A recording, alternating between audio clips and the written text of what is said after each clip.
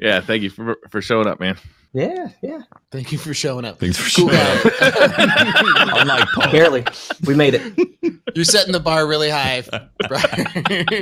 Hey, it wouldn't be the first time we had a no-show. Well, cool guy.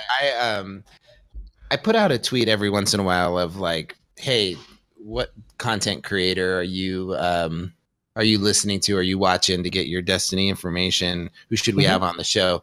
And you have a fervent community of people that were saying just very strongly about your content. They're all like, get Houndish on, get Houndish on.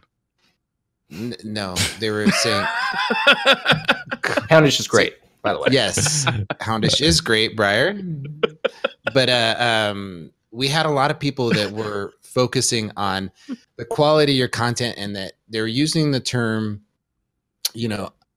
just that they were saying that you were like the unnoticed, right? Like that you should be having like 3 times, 4 times the views that you have. Your content is high quality. Underappreciated. No. Thank you. I had a brain freeze as to like the word I was looking for. Thank you. And I gotta say, I went through and I watched your catalog. You've been doing it for a while, but like 15, 20 videos, and you completely 100% agree. You've got some really high quality stuff that you put out regularly. And I just wanted to lift you up. And I know I want to ask you a few questions, but I also just wanted to tell you that I really, truly appreciate you holding up a high bar for yourself and the quality of your stuff that you put out. So I really appreciate that. And to anyone listening, is it every 5-6 months I'll see you post that, and I get tagged in it, and it's really cool, man. And I'm here because of that, right? And with my content, it takes me a little bit longer to do, and I kind of do things my own way, right? And it's just really cool seeing. I mean, I've been doing this for, just like with you guys, 2 or 3 years, right? And I don't upload I maybe do 2 or 3 videos a week. I'm trying to get better at that. I'm doing it a little bit more full time now. But when I do something, I take a lot of pride in it. And it's really cool that people notice that, because, everybody here knows it's hard work, right? It's hard work getting all the editing down.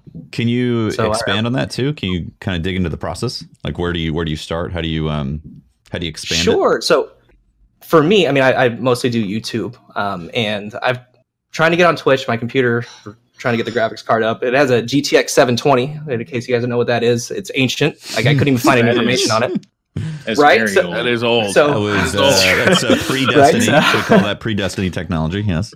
So yeah, I downloaded it when they had the free weekend, and I tried playing Destiny. It's like at 2 frames, man. It's horrid. But I have an i7. It's good for editing. Yeah.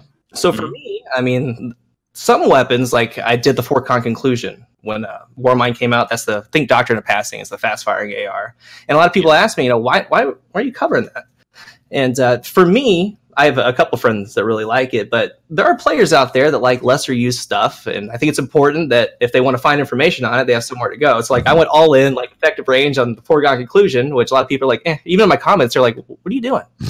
But I think that's what important. What are these Brussels sprouts that you're promoting here? What's going on? Yeah. So generally, there's certain things that I do. Like we just did a last word video. I'm pretty sure we're going to talk about that in this podcast. Last word's out. Yeah, last word. So, I first find a strength and a weakness of it, and we talk about why it's weak against that, what we can do to combat that, and why it's strong, right? And then we can capitalize on what it does very strongly. Nice. One of the things that I really appreciated, and I'm glad you brought up the last word video you made. Sure. One of the things that I appreciated the most about it is that it took just like a scientific approach to how the gun operates. And, sure. and not just like what's the numbers are, but how you could utilize it depending on your play style, and how you could use it effectively, and some tips and strategies on how to play. Little things that you dropped in there, like the reticle bloom and how that works, and the visual markers of that, the stuff that I hadn't heard anybody really explain before. Yeah. So, and that's a part of what I like to do, right? To go in depth. And since he's back, I'll wait for him to put on his headset. I don't know if you can hear me, but I mean, loosely, when I first started YouTube, it's off of Holtzman, man. I remember watching Holtzman's videos and seeing how he does his reviews. So, I mean, I do it my own way, but it's loosely based off that. So things like that, I think it's important for a player, especially with the last word. Extremely tough weapon to use, right? Mm-hmm. I think that, I mean, no matter if you're on console or PC, on console, it's extremely tough to use. But I apologize for leaving. My upstairs neighbor, for some reason, decided it's 6:23 p.m. perfect time to start hanging stuff up on the walls every night. Sometimes you got to hang a picture, man. You know what I'm saying? Yeah, right. But I think it's important because there's a lot of people that are using the last word for the very first time right now, right? Maybe they didn't play D1 and they're excited, they're hyped about it, and there are a lot of things about the last word you need to know going in, right? It's extremely tough to use, so I try to show that, and there's some players that will probably give up on it before they really start using it a lot. And some players only play, an hour a night, maybe just the weekends, and games are a little bit more fun when you're doing well in them, right? You're a little bit more informed, so that's what I try to go for. If that makes sense. And that's really the thing that I was going to say. There is 2 high quality reviews of The Last Word. For example, you have Holtzman's video. Absolutely. Right, they're both high quality, and I watch Holtzman's and I become informed, and then I watch yours and I feel like I get as a casual player, I feel like you explain stuff that that I needed to know, and it puts it in terms that things you wouldn't have automatically thought about as a casual player, right? Right, that I maybe didn't know or wouldn't have thought about, and that kind of way that he approaches the gun makes me feel like I wanted to go try it after the video. I got off it. I'm like, it's not shitting on the gun, there's some downsides to it, but hey, go out and try it. Use these tips and see if it works for you. Yeah. It's just cool. I really appreciate it, Pope. So I wanted to ask you, like, to get to Tefty's point, I want to ask you about your process. All right. So you part of this show is about highlighting and lifting up and bringing in voices that are doing good things in the community.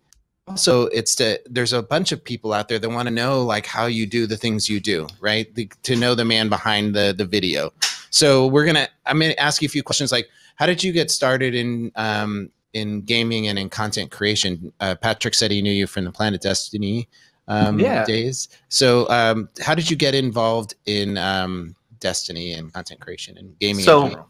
When I first started, and it's really cool. So we'd watch Planet Destiny, very big, we'd 400, 500,000 view videos on, say, Patrick would cover The Last Word, and there's a whole bunch of channels out there and just get hyped. So there's like 4 or 5 things that I personally wanted to say, because I'm mostly a Crucible player, right?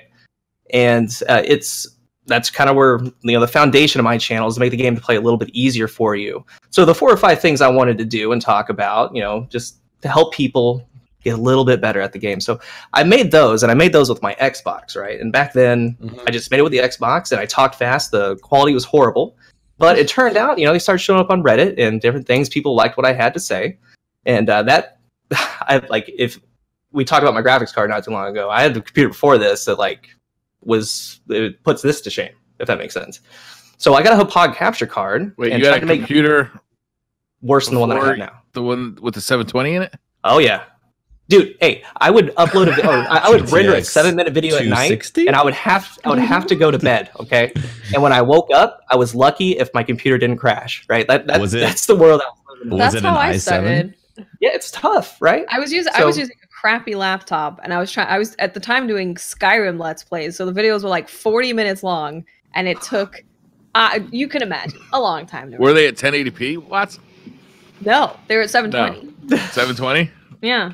They were HD-ish. Yeah. It was. And it goes out there for anyone listening, though. If you do want to do content creation, like I did with my Xbox, you can do it, right? You can do it. I did it. So I got this a POG, and then Planet Destiny contacts me and says, hey, and that was a big deal. I mean, that was a huge deal back then. There's Tef, Breyer, and Holtzman, everybody that was on there. It was, what was it, Paper Cut to You, right? Yep. Yeah, Paper Cut, like Paper Cut, Sir Wallen, Breyer. Sir Wallen? And like Mason John, those were the OG like reviewers. on Planet Destiny. Paper cut and his universal remote, man.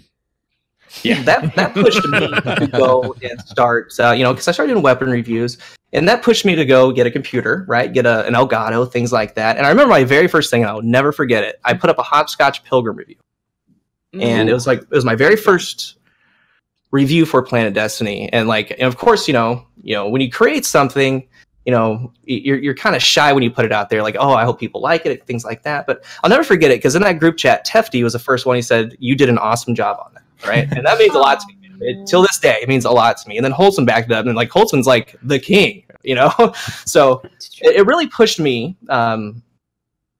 with my content to try to get better with it. And we are where we are today. I mean, that's how I started, and it's been a blast ever since.